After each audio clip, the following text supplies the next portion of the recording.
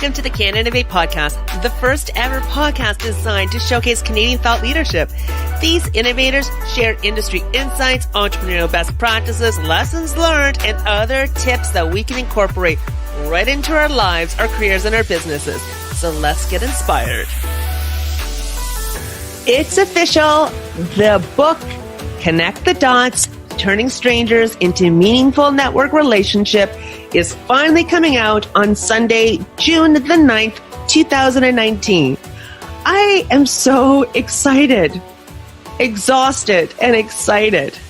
Now, I had no idea how much work putting a book together was, and I now have a newfound level of respect, admiration, and in awe for those that continue doing so.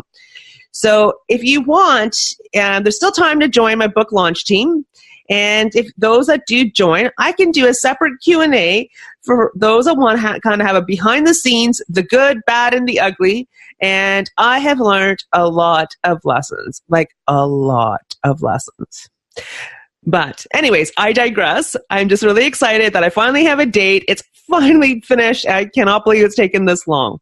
But today's episode is a special episode because it's a really hard topic to talk about. And we're going to talk about the imposter syndrome. This is for everyone and anyone that needs a little bit of jolt of confidence. For those that don't know what imposter syndrome is, it's basically self-doubt. And we all have this, and we all experience it, and it's really hard, and it's really frightening, and it's really something. It really plays with your mind. Now, the reason why I'm doing this episode is because I've actually been getting quite a few emails and messages lately about this topic from, you guys, my listeners. So I want to actually take some time to talk about it. Now, one of the things I love about this podcast is that I love all the emails that I receive. I absolutely am so grateful when anyone takes the time to reach out to me. I absolutely get so tickled, and I try my best to respond to every one of them. And I think I am still behind in a couple, but I'm getting there. But the emails that come with stories. And some of these stories about how this feeling like an imposter has actually played on your lives absolutely breaks my heart. It is such a real and valid feeling of being the syndrome that we go through, and it really plays with us in our minds. So that's what I'm going to do, a full episode on the imposter syndrome, and I've done some research and I've done some other stuff, so I think you're going to get a lot of value for those that are going through this. Or for those who just kind of want to stick around and listen to hear maybe there's something else that might inspire you. So one of the things that I think is interesting is that we've all heard that quote, fake it until you make it. But honestly, how can you fake something when we're the ones that think that we're the fake element in the whole recipe? When we're doubting ourselves, it's kind of hard to fake it until you make it when we feel like the fake itself.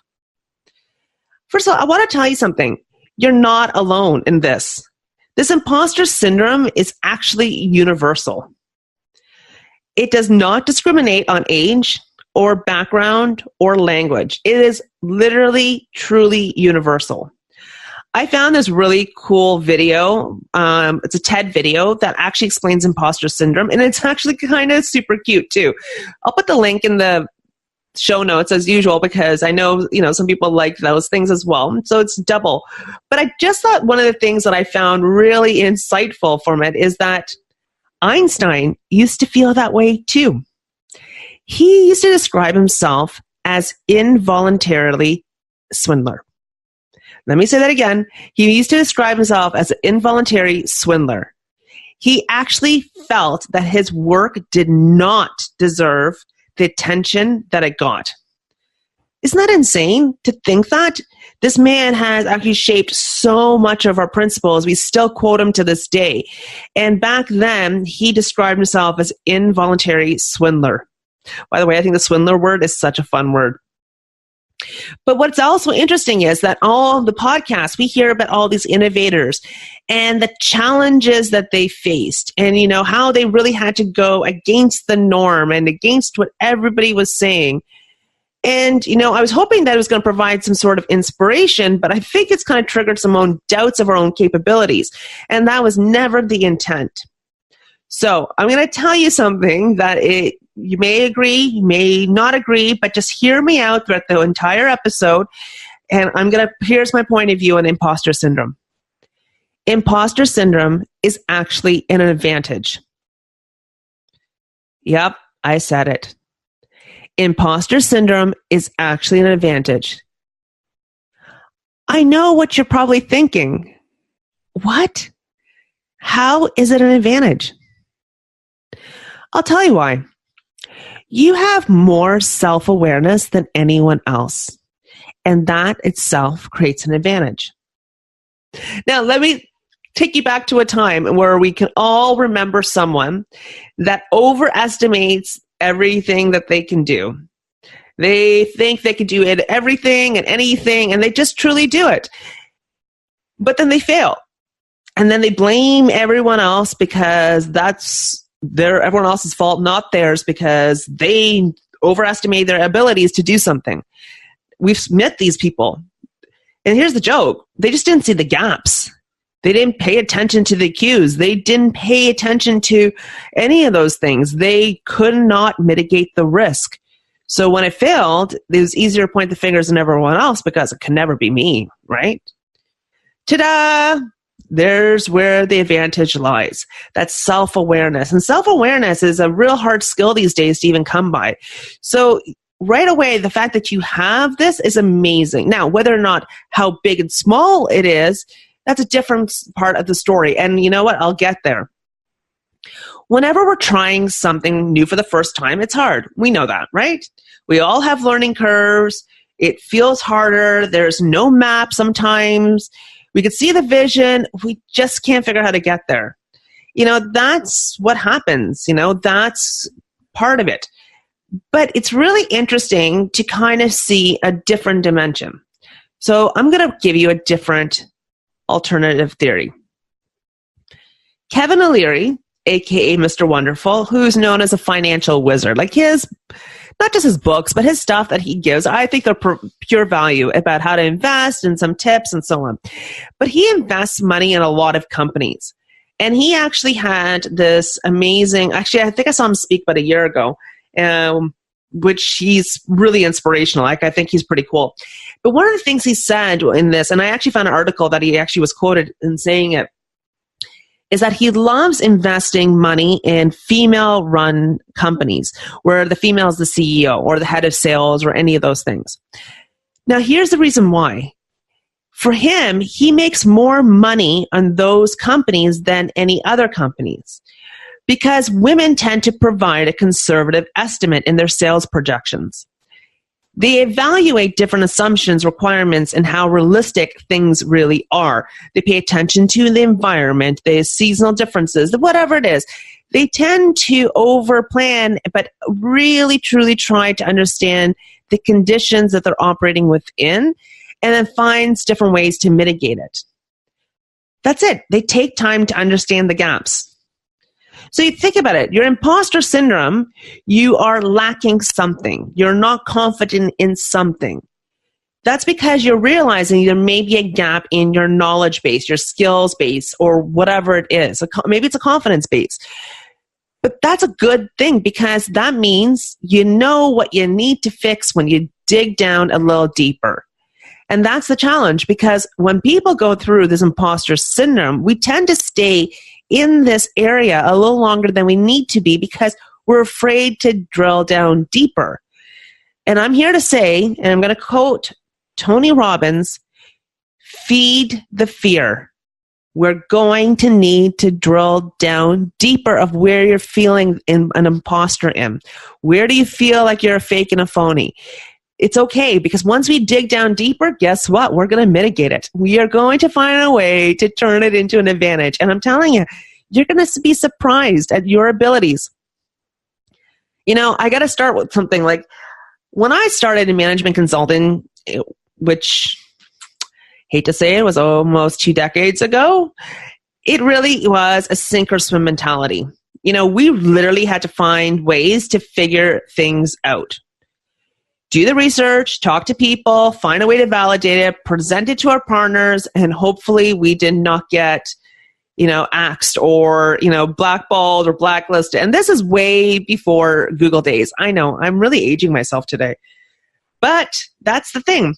One thing management consultants have is the complete opposite of imposter syndrome. What we had was competition, a sense of urgency. We didn't have time to doubt ourselves. We understood what the implications were. We needed to get to the finishing line before our competition did. And this is not just about external competition, this is internal competition. It is such an up or out mentality in the consulting world. We were either moving up in terms of promotion or visibility or branding, or we were seen as irrelevant and stagnant. And management consulting firms can't sell irrelevant or stagnant to clients and get big dollars. So it really was, you needed to push boundaries and keep moving forward. Like, I feel like I'm channeling good old Charles Darwin when I say it was survival of the fittest. Now, obviously things have changed since that time, but it hasn't changed that much. But what's interesting was, being that I have been schooled in this to always kind of break the barriers, break the limits, challenge the norm, when I left the corporate world to become an independent consultant, which is almost 2 years ago now, I really could not believe that I had actually hit the imposter syndrome when I wanted to start a podcast. I had no clue. I was so baffled. I didn't see it coming. My confidence, my ability to navigate the unknown had just kind of all of a sudden been silenced. Like, I used to literally create new products and service offerings from nothing and not knowing how to do things. It never fazed me, never scared me. So I didn't know what had changed, but I definitely knew I had become an imposter. I had nothing to hide behind. That was one of the biggest changes. I was literally crippled by feeling like an imposter, because this is not me representing my company. This is me representing me, my name, my reputation, my credibility, my own company. I mean, seriously, what on earth did I know about podcasting? Just because I love listening to podcasts does not mean that I'm going to be a great podcaster. It's like all those foodies that love going out and eating at restaurants and trying new dishes, and then deciding that they have the qualifications and abilities to open a restaurant, right? Like, it's two separate things. So honestly, what universe did I belong to start a podcast? I had zero broadcasting background, right? Like, none of that. I've never touched a microphone, except for the occasional microphone on karaoke nights, which we could leave for another day. I didn't have the knowledge. I didn't have the skills. I didn't have the mindset. And my benchmark was the worst. It was those that were actually crushing the podcast world. The Tim Ferriss, the Oprahs. I would never hit that status. So I became more obsessed over every little detail and every little piece of perfection. I had to know everything and anything. Because honestly, I was so scared to move. I was scared to fail. But we also forget that success takes time. None of these guys, Tim, Oprah, all of a sudden I can't think of other names, Kevin O'Leary, there's just so many out there. They didn't become success overnight. Like, Tim Robbins didn't become a success from day one. It takes time. They had to learn. They had to tweak things. They had to shift. They had to pivot. The problem is that we see Facebook and Instagram and all these people on the keynotes stages and everything else, and we compare ourselves to the ones that have made it. But that's not the truth. Well, those guys standing there, they should be our inspiration, but we can't hold that as necessarily our own benchmark for when we're starting out. Different timelines. The projection that we're seeing is not real. We're projecting our own insecurities. And what we're doing is that we're seeing things that we're lacking, and we think, oh, we can't be that level of success. But the truth is, we have to try something in order to see what we actually lack the ability in. And those that so-called made it, we really don't know how long it took for them to make it. We don't have the full context of the story. We don't know the struggles that they face. We just see the outcome. We don't see the actual journey. The timeline is very different to what we're looking at. It could have been 10 years in the making versus us doing it for 5 days or 10 days.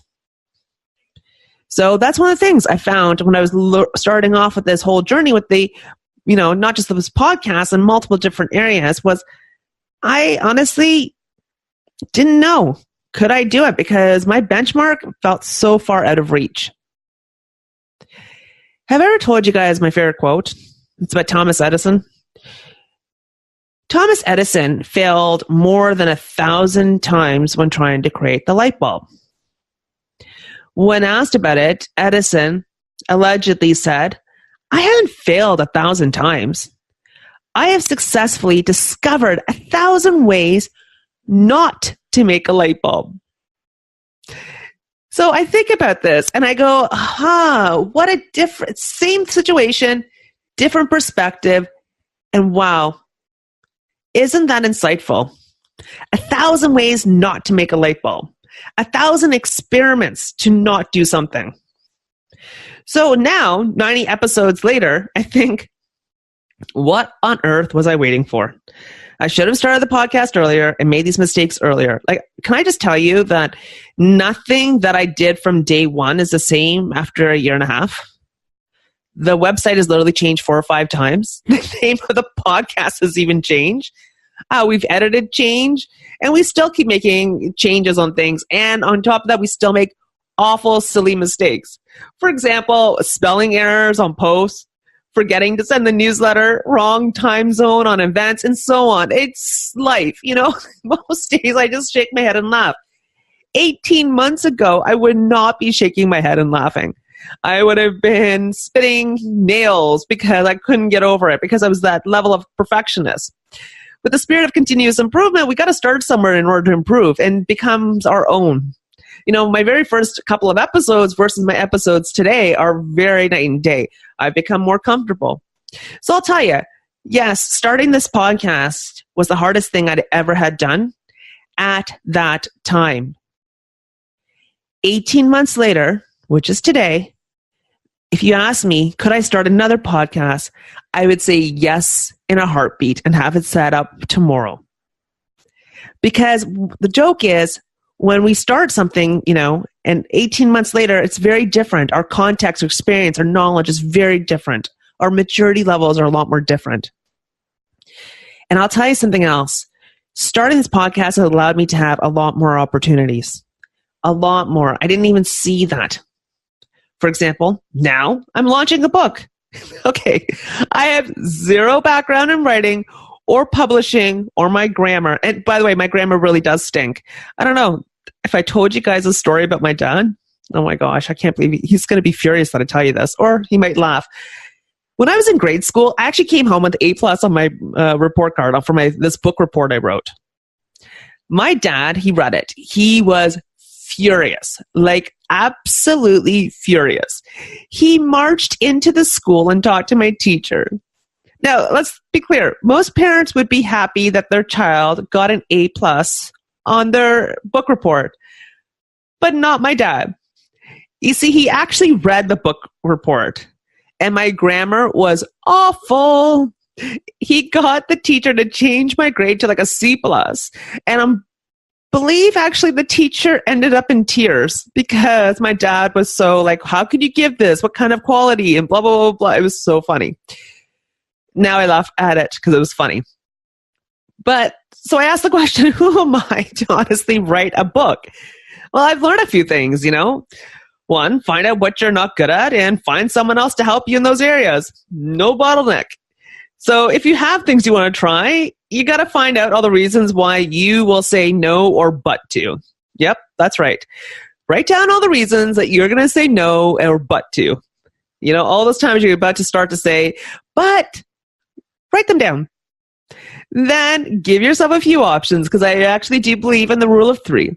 Find 3 options to overcome whatever challenge or bottleneck or whatever you wrote down as but. You are going to see something very different. And I'm going to tell you something else, and this is no word of a lie. You're no more of an imposter than I am with starting a podcast, writing a book, and launching an online course. That's right. I'm going to say it again. You're no more of an imposter than I am with starting a podcast, writing a book, and launching an online course. We're all the same. It's like when you play that video game for the first time, you don't get very far in the first level or the first attempt at that level. And then you start thinking and analyzing, what can I do differently? Should I high jump here, or should I dig down here, or should I go in this tunnel? You experiment and try and learn, right? Like that's what you do to kind of get through the level further the next time. Another great example is like dating. I mean, for those in the dating world or remember your dating life, we go out on a lot of bad dates before we hit the jackpot. Did we stop going out on dates? No. But those stories of those bad dates are what we share with others, and we laugh. So why don't we ever share the challenges that we hit in our other professional lives? I never understand that, because that's what actually makes it really fun. And imposter is, yes, we're lacking confidence. We're afraid to fail. We talk about those things, right?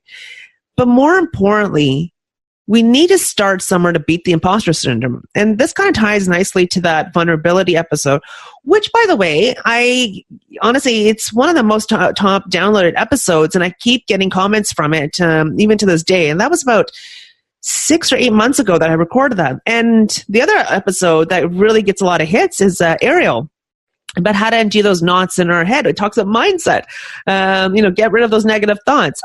I'll put those links in the show notes so that you have it. But, they're really great things.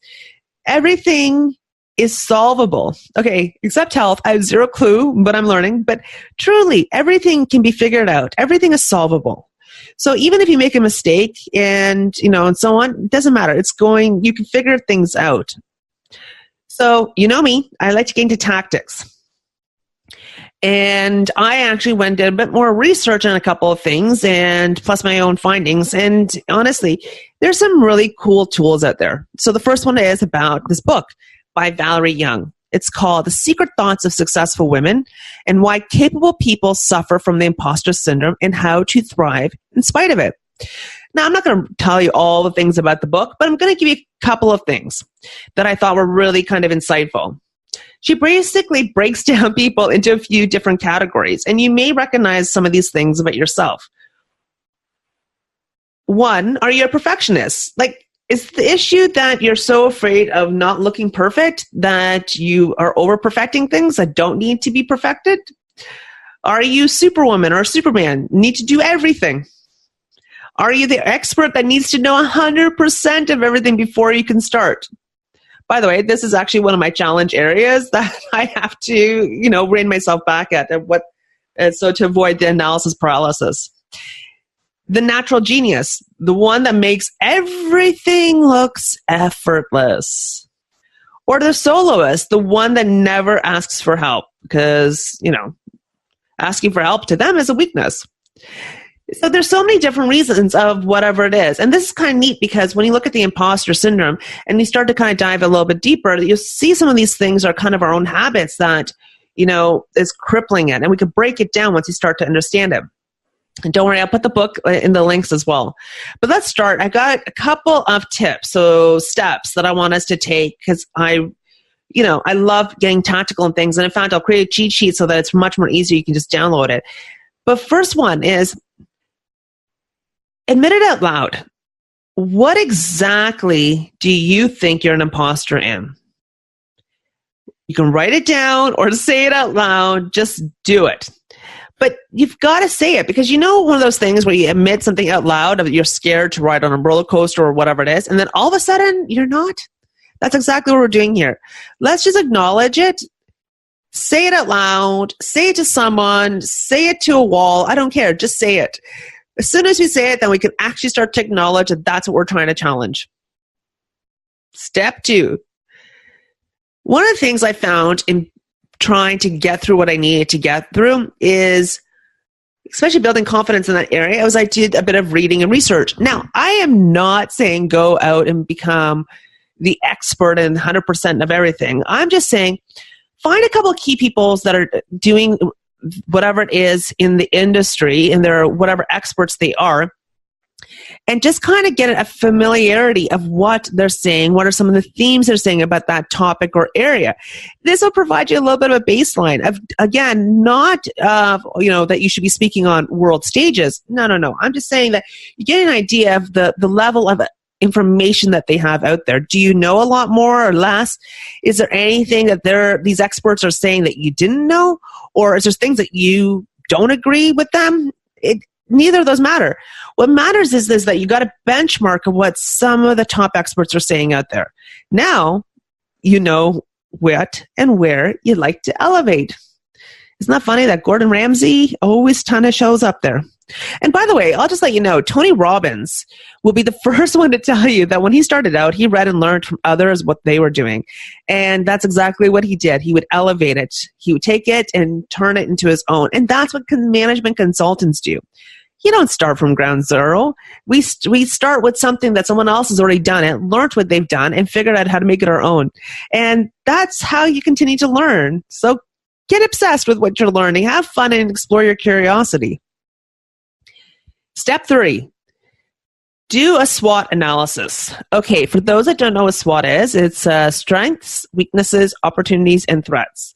And I really don't want you to think that, this is going to be, the end and be all. It's actually to really highlight some great things. Strengths and weaknesses are interesting areas because we always undersell ourselves. Whether it's how much we charge for our services or our level of competency and a capability, we seem to always have more weaknesses than we remember our strengths. It's amazing what we do this to ourselves, eh? But I also want you to remember that these incredible experiences that you got from our successes, but you also got them from your failures. It's such a great source of data. I don't want you to forget to add things like your amazing source of support. So for me, I write down my parents, my sisters, my nieces and my nephew, because they're such an anchor for me and they're so important to me. So you've got to write all that down. So not just with the skills, your knowledge areas, your years of experience, whatever it is, you're adaptable. Write down all your strengths and your weaknesses, because weaknesses, you're going to find an interesting section for that. I'll get to that. Don't worry. Step 4, I want you to think about the different opportunities. This is the O in SWOT. I want you to think about what it could possibly bring. Like, think big, dream big. What if I did this, what could it possibly lead to? Think of the why. Get inspired. Get creative. Get fun. Think big. Because this will remind you of the excitement of what you're trying to do and where you're trying to go. Now, don't worry. I didn't forget the T in SWOT, and T stands for threat in SWOT analysis. And step 5, we're going to tackle it. I want you to list all those things that are threats to you. And what we're going to do, and I already kind of talked a little bit about it earlier, is that you're going to write down 3 options so it becomes an opportunity. Every threat that you write becomes an opportunity. It's just how you look at it. That's all it is. So did I let my fear of poor grammar stop me from blogging or writing? Nope. I turned it from a threat to a weakness because I recognized this weakness that I had. Actually, I would get 3 more options. I could get better at it. I could get someone to proofread everything that I do, which would be a bottleneck for time, or I could delegate and outsource. And that's exactly what I did. I have Claire, my podcast manager, that is incredible, and Barbara, who was my book editor. And that's exactly what I did. So I took the threat, turned it into a weakness, and then turned the weakness into a strength. Isn't that kind of incredible that we can do that? Now, once you kind of get all that out of your system, of your SWOT, I want us to do step 6. We're going to develop an end-to-end plan. How do we get from point A to point B? What does it look like? What are the steps? What are the phases? And break these things into smaller steps. And seriously, celebrate the small victories. You really need to celebrate the small things because we can always think about what else we didn't do, but we forget the things that we did do, right? So definitely do that. Tony Robbins, I don't know when I became a quoting machine for Tony Robbins, but he says it perfectly. Goals are dreams with a deadline. So put up some timelines and goals. Yeah, you may not make it, but that's okay. I did not make it with my timelines for my book. I had no clue that there was going to be this many more other problems that were going to happen, and other challenges and knowledge curves. But book number 2, I will remember. Step 7, this is my favorite one. I actually got this advice from a divisional president a long time ago, and I thought it was brilliant. Honestly, get your own personal board of directors. And make sure they have a good variety of background and other different things. And they'll help you see things from a different perspective. In fact, this is one of the benefits of having a mastermind is that you really get to talk to other people to get different points of view. And it's brilliant. And I am going to start my own mastermind shortly. So you can stay tuned. But this is after, of course, the book and the course and all the other stuff. There's a lot more other things that are coming. I've also attached a few other different resources of articles that you may find interesting, so I've got you covered. But I really want you to remember that ultimately we're all human. We're always going to have fears and doubts and insecurities. That's just what it is. But I want you to always remember the bigger picture. For me, my anchor is my nieces and nephew. Everything that I put out on the internet or I publish, I think, would I want them to read this? And if the answer is yes, that's what I do. And they are my guiding light. So this is the reason why I'm putting this out as well for them, is that they're going to have their own fears and insecurities, and I want them to remember what their aunt would say. So go ahead. Remember, we don't all wake up like models in the morning. We start somewhere. So surround yourself with things that make you happy, and remember what you're grateful for. We're pretty lucky that we can create these opportunities to try new things. A long time ago, we didn't have these opportunities. So there we go. I'm going to summarize it with the 7 steps, and I will make sure there's a cheat sheet for you that's ready to download because I love cheat sheets. And I really want you to think about, how this imposter syndrome is actually an advantage for you. You are going to see things in a different way, and what you did was taking time to pause and reflect so you can move forward stronger than someone that did not take time to reflect. So 7 steps. Admit the fear. Say it out loud what you're an imposter in. Number 2, baseline yourself. Get familiar with what the experts are saying. Just a sense of familiarity. That way you kind of have an idea. 3, SWOT yourself. Get grateful. The big thing is, for number 4 is finding your why. Why is it, what you're doing important to you? Because once you remember what your anchor is, it helps you. Step 5, get 3 options to get over the hurdles. There's always a third option. Make up the third option. It will help you think differently. Step 6, plan and celebrate. And number 7, get your own personal board of directors of people that you trust that you can bounce ideas off with. It helps you. Look, I just want you to remember, have fun. Look at everything as an experiment. Try and fail. It totally makes better stories and makes you much more, real, credible, authentic, whatever word you want to use. Have fun going on a bunch of bad dates because remember, we always learn something from every bad date. So again, your imposter syndrome is not something that's holding you back. It's only holding you back if you don't dig a little deeper. So feed that fear, get a little deeper, and you are going to actually thrive and be so much further ahead. And you'll be a bigger rock star than you can ever possibly imagine. Anyways, I can't wait for you guys to hear the next episode. I can't wait to hear your feedback, and I really hope this helps you. Cheers. Thank you so much for joining and listening to the podcast. If you enjoyed this episode or any other episode, please share with your friends and colleagues. You can share on social media, the email link, the newsletter, and so on. Let's continue to support these Canadian innovators and help them really grow into bigger brands. Awareness and knowledge is totally key. Anyways, I can't wait to talk to you next week. Cheers.